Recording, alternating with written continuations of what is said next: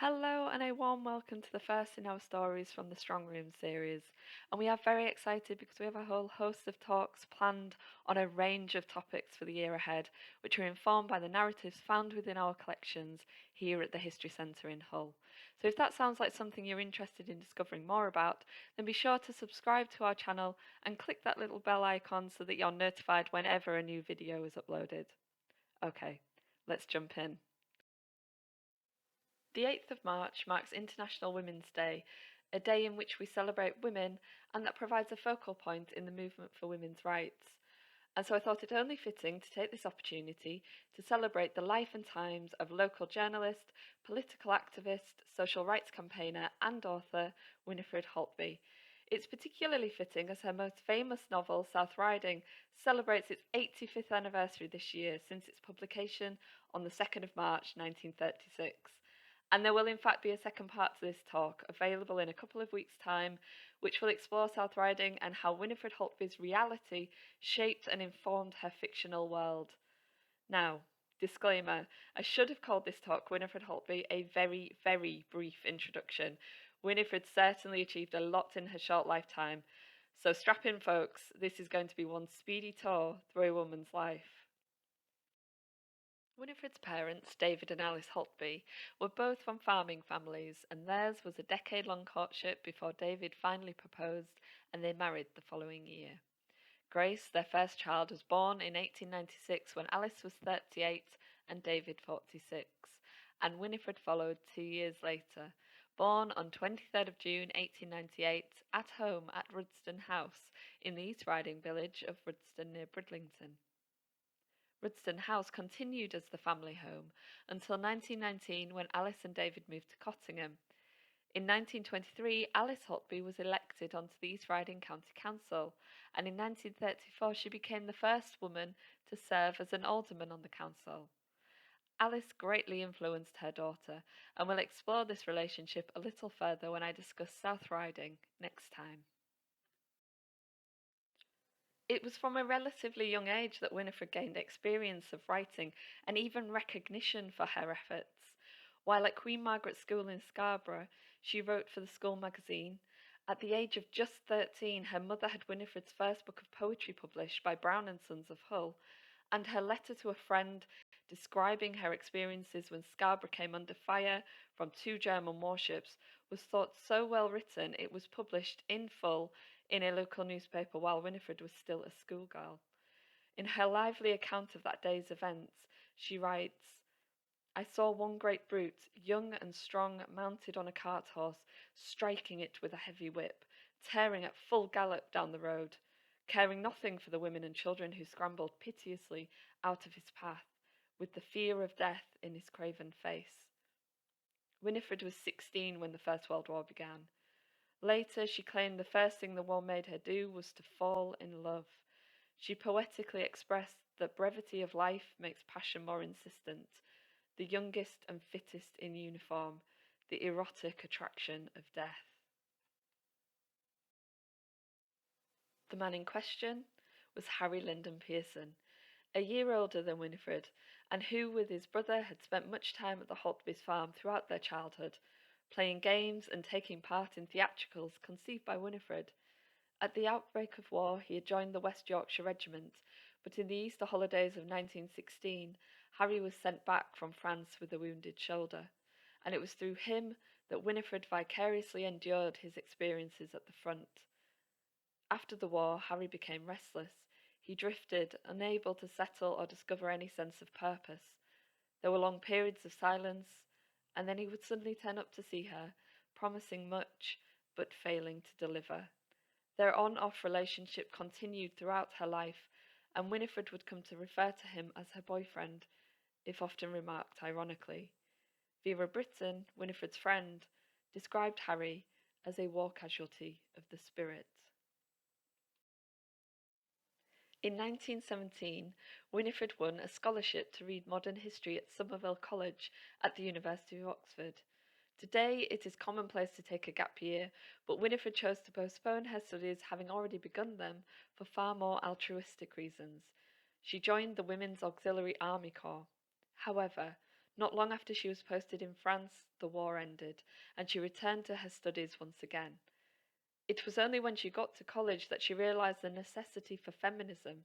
Having grown up in a matriarchy, she had never come across the notion that her voice should not be heard. Winifred was a committed feminist, but openly disliked everything that feminism implies.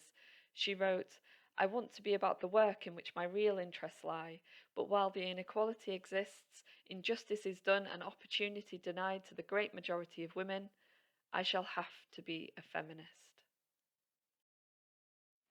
While at college, Winifred met Vera Brittain, and their lifelong friendship began.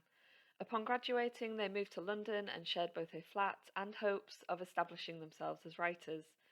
Both women were considered unconventionally progressive, addressing topics such as feminism, equal rights, and even birth control, not much discussed in respectable society.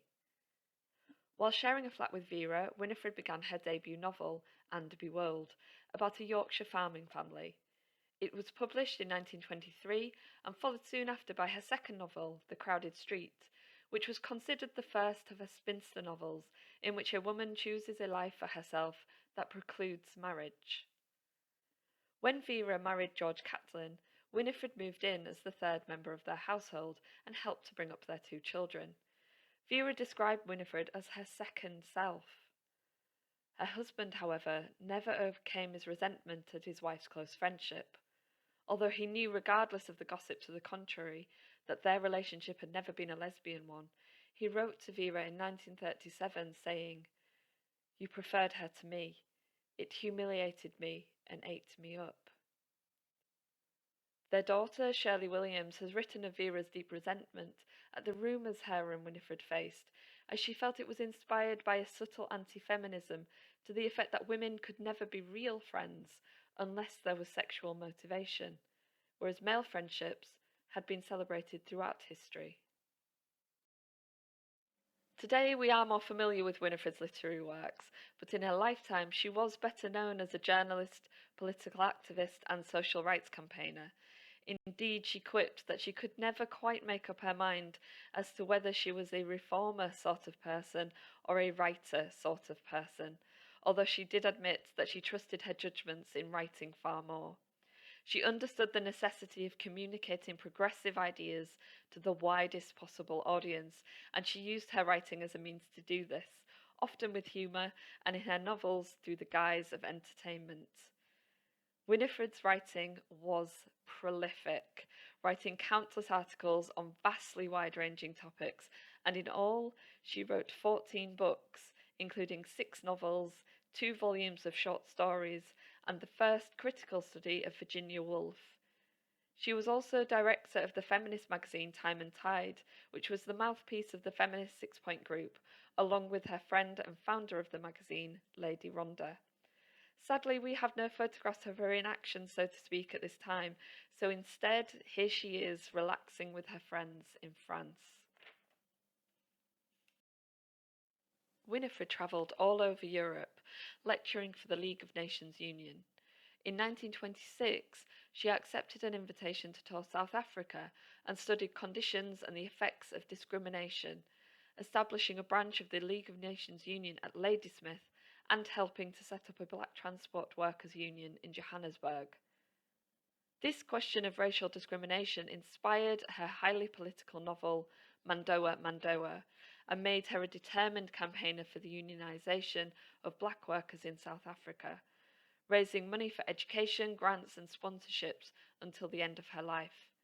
She was also active in the Independent Labour Party, and it was while campaigning in the 1931 general election that Winifred first collapsed. After a second collapse in spring 1932, and following symptoms of high blood pressure, headaches and episodes of exhaustion, Winifred was diagnosed with Bright's disease, a sclerosis of the kidneys. She was given just 2 years to live. In her final years, Winifred continued with her journalism. She completed and published 2 books in 1934, but now knowing her time was limited, put a great deal of her efforts into what was to become her crowning glory, South Riding.